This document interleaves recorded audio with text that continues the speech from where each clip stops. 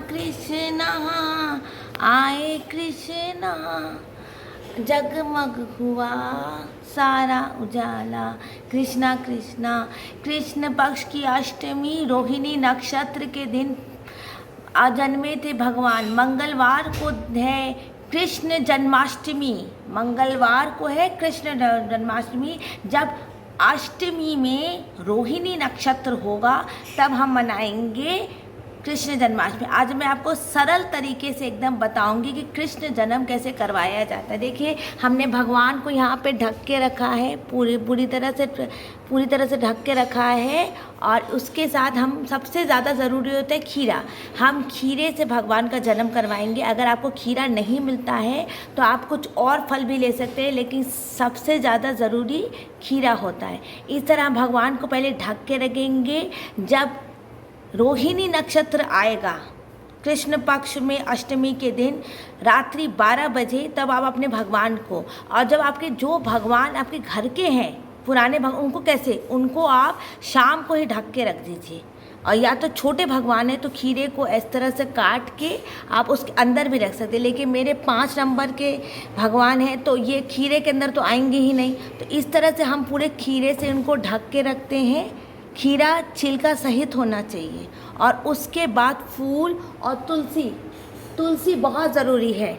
तुलसी को लेकर ढक के रखेंगे शाम को या रात्रि को। उसके बाद पंचामृत मैंने आपको कल करके दिखाई दिया है। तो इस तरह हम भगवान का जन्म करवाएंगे। भगवान का देखिए, खीरे की ये जो खीरा होता है, इसकी जो नाल होती है, इसको काट के हम लोग भगवान का जन्म कराते हैं। नक्षत्र बहुत ज़रूरी है। जब रोहिणी नक्षत्र होगा तभी भगवान जन्म लिए थे। जब 12 बजेंगे रोहिणी नक्षत्र हो तभी आप इस खीरे की नाल काट के आप भगवान का जन्म करवाएंगे। और इस तरह से सरल तरीके से भगवान का हम जन्म करवाते हैं। यहाँ पे खीरे की नाल काटी जाती है। इस तरह से आप कोई सिक्के से भी काट सकते हैं, या तो फिर आप कोई आपके पास अच्छा चांदी का कोई डंडा हो तो उससे भी आप काट सकते हैं। देखिए, ये जो खीरा है इसकी हमें, अगर आपके पास कुछ नहीं तो 5 का सिक्का होना चाहिए या शुभ संख्या होनी चाहिए। तो चांदी का सिक्का भी ले सकते हैं। 5 का कोई सिक्का हो, देखिए ये 5 का सिक्का है। इस 5 के सिक्के से आप इसकी नाल काटेंगे। आप बड़ा सिक्का भी ले सकते हैं चांदी का, इससे आप नाल काट, ये 5 का सिक्का है, इससे आप नाल काट सकते हैं। इससे आप नाल काट सकते। शुभ संख्या का सबसे शुभ होता है 5 का सिक्का। और आपका चांदी का सिक्का हो तो उससे भी आप नाल काट के भगवान का जन्म कर सकते। शंख बजा के, ये सब बजा के आप जन्म कर सकते। आप नाल काटते हैं और नाल काट के हम भगवान का जन्म करवाएंगे। श्री कृष्ण भगवान का हम जन्म करवाएंगे। और ये होता है जब अष्टमी में रोहिणी नक्षत्र आए। आप अपने घर के पुराने भगवान को पंचामृत करके उसके बाद एक कपड़े से ढक के रखिए, तुलसी दल से ढक के रखिए, खीरे से ढक के रखिए। और जब अष्टमी में रोहिणी नक्षत्र होगा रात के 12 बजे, और उसके बाद आप भगवान का आप नाल काटिए। खीरे से इस तरह नाल काटिएगा। और नाल काटने के बाद भगवान को सबसे पहले पंचामृत किया जाता है, जो मैंने अपने वीडियो में आपको दिखाई दिया है। और उसके बाद भगवान को हम धनिये की पंजीरी और मक्खन मिश्री का भोग करते हैं। फिर हम भगवान को इस तरह कपड़ा हटा के और भगवान का घंटी बजा के तरह जन्म करेंगे। और ये वक्त भगवान को हम ऐसे ही कपड़े में रखेंगे। भगवान को हम इस तरह कपड़े में ही रखेंगे। बाद में भगवान को कुछ दही दूध या पंचामृत करने के बाद फिर भगवान का श्रृंगार करेंगे और फिर भगवान को आसन में बिठाएंगे। और भगवान को इस तरह से आप भगवान का जन्म कर सकते हैं। आप घंटी बजा सकते हैं और या तो आप शंखनाद भी कर सकते हैं और घंटे और मजीरा भी बजा सकते हैं। भगवान को हम जन्म के बाद तुलसी चढ़ाएंगे और उसके बाद भगवान का पंचामृत करते हैं। पंचामृत मैंने पहले भी करके दिखा दिया है।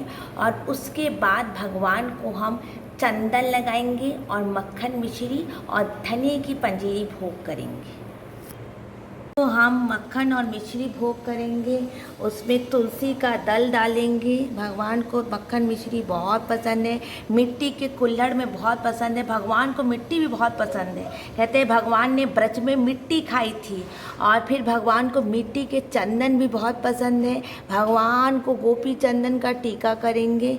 भगवान को गोपी चंदन, भगवान को केसरिया चंदन से ज़्यादा गोपी चंदन पसंद है। मिट्टी का चंदन, मिट्टी के बर्तन बहुत पसंद है। प्रभु ने ब्रज में मिट्टी खाई थी, आज भी ब्रज में मिट्टी का प्रसाद मिलता है। कहते जमुना जी की मिट्टी से पेड़े बनते हैं, भगवान उसका भोग लगाते हैं। चंदन भगवान को लगाएंगे। और सबसे ज़्यादा ज़रूरी होता है भगवान के जो भोग में होता है वो धनिए की पंजीरी। तो हम ये लाल ये देखिए धनिए की पंजीरी भोग की है मैंने। और ये जो धनिए की पंजीरी होती है ना, ये इसमें मैंने मिश्री भी डाली, बहुत सरल होती। धनिया को पीस लीजिए, उसके बाद उसमें चीनी भूरा डाल दीजिए। और ये देखिए काजू है, नारियल है। ये कहते हैं कि यशोदा माता ने जन्म के बाद धनिए की पंजीरी खाई थी, तो प्रभु को भोग की जाती है धनिए की पंजीरी। और गुलाब के फूल, तुलसी, जब मैंने कहा जितनी आपकी सामर्थ्य हो आप भगवान की पूजा कीजिए। चंदन चढ़ाइए, केसर, जो आपकी हो सामर्थ्य। सब कम से कम सामान दिखाती हूँ कि सबकी सामर्थ्य नहीं होती है। गुलाब जल चढ़ाइए, जो भी आपके सामर्थ्य। ईतर चढ़ाइए, कल मैंने आपको वीडियो में ईतर चढ़ा दिखाया था, ईतर कैसे भगवान को चढ़ाया जाता है। और अब हम भगवान की आरती करेंगे। सरल तरीके से मैंने भगवान का जन्म दिखाया है। फल में भगवान को खीरे का भोग ज़रूर लगाया जाता है। खीरा सबसे आवश्यक है, खीरे का भोग लगता है। अब मैं आरती करूँगी। शुद्ध घी का दीपक होना चाहिए, एक पुष्प होना चाहिए। तुलसी बहुत ज़रूरी है प्रभु के, उसमें तुलसी के बिना भगवान भोग नहीं लेते। आज के दिन माता कात्यायनी की भी पूजा होती है, क्योंकि जो देवी आकाश में उड़ गई थी, जो वो बहन है, उनकी भी कात्यायनी देवी की भी पूजा होती है आज के दिन। बोलो श्री कुंज बिहारी की आरती, श्री कुंज बिहारी की। श्री गिरधर कृष्ण मुरा गले में वैजंती माला, बजाए मुरली मधुर दाबाला। नंद के नंद श्री आनंद चंद, श्री बोलो श्री गिरधर गोपाल जी की आरती। श्री कुंज बिहारी की, श्री गिरधर कृष्ण मुरारी की। आप बाके बिहारी की भी आरती गा सकते हैं। आप जो आरती आपको आती है आप गा सकते हैं। सरल तरीके से भगवान का जन्म कीजिए, उसके बाद पंचामृत कीजिए, उसके बाद खीरे से नाल काटिए। और सरल तरीके से आप भगवान का जन्म, मक्खन मिश्री और धनिया का सबसे ज़्यादा आवश्यक होता है। और वीडियो आ रहे हैं जन्माष्टमी में, और आपको सरल तरीके, एक साथ सब कुछ नहीं दिखा रही हूँ क्योंकि आपको समझ में नहीं आएगा। और वीडियो आ रहे हैं और वीडियो मैं आपको दिखाऊंगी। अब इस वीडियो को यहीं पर मैं एंड करती हूँ। कृपा करके मेरे चैनल को लाइक कर दे, सब्सक्राइब कर दीजिए। और आरती को हमेशा ठंडा कीजिए, बिना ठंडी किए हुए आरती कभी नहीं रखनी चाहिए।